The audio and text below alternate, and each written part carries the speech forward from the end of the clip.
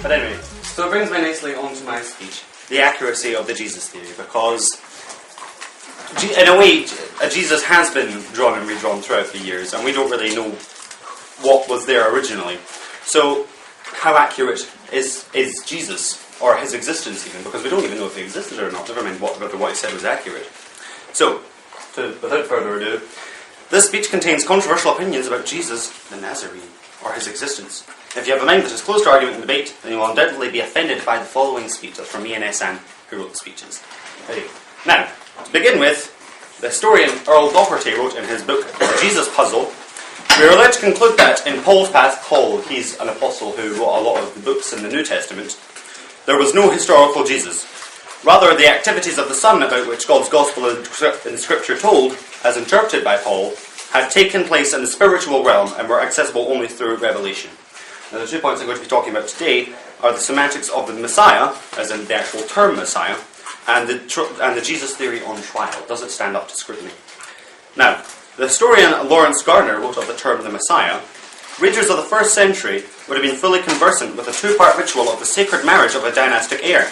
Jesus, as we know, was a Messiah, which means quite simply an anointed one. In fact, all anointed senior priests and Davidic kings were messiahs. Jesus was not unique in this regard.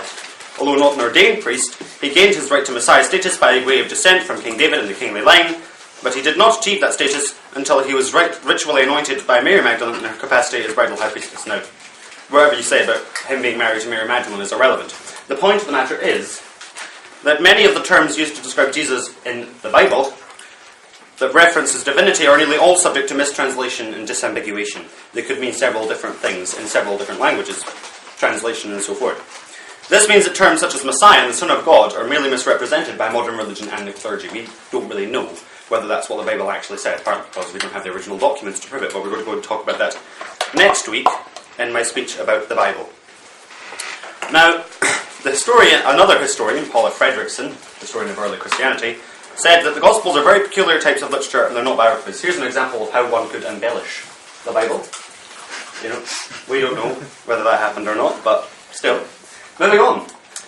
Jesus, history or myth? Do we know whether Jesus existed or not, or was he just made up? Or just a myth, like Paul Bunyan, an American legend? Now, a man called Jeff Lauder, in his book, The Historicity of Jesus' Resurrection, analysed another book by a guy called Dan Barker, called Losing Faith in Faith, From Preacher to Atheist. And this guy was a Southern preacher, and you can't get more fundamentalist than that. And he became an atheist. So if you can make that sort of leap, it must be interesting to see what he would have to say about it. Now, Barker outlines 4 reasons why he does not consider Jesus historical. There is no external historical confirmation of the New Testament stories. The New Testament stories are internally contradictory. There are natural explanations for the origin of the Jesus legend.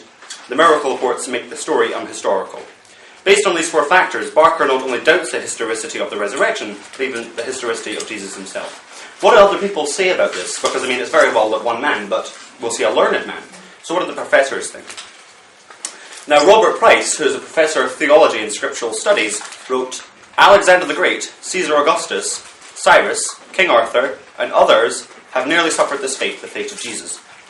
What keeps historians from dismissing them as mere myths, like Paul Bunyan, who is an American myth, if you like, a giant lumberjack, big guy, is that there is some residue.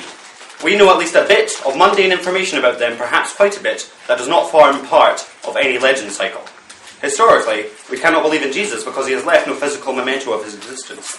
Here's a further 2 examples of the many ways we can translate what Jesus or the Messiah means. Here's 2 depictions of Jesus. Here's one, and here's another, one we're all very familiar with. There you go, that's Jesus there. Anyway, a few points to consider this week. What evidence is there to support Jesus' existence? If Jesus was the Messiah, why was no record left of him during his time? Is Christianity about the worship of Jesus, or is it a set of ideals centred around a series of stories? Has the Jesus story become corrupted, or was it always subject to change? Would Jesus be more believable if there was no mention of miracles in the Gospels? And regardless of fact, why has the Jesus story withstood the test of time? Why will Harry Potter be debated in 2,000 years' time? Now, next time, we're going to be talking about the reliability of the Holy Scriptures, the Bible. So we'll look forward to that, and we'll see you all then. In the meantime, there you go. Thank you very much.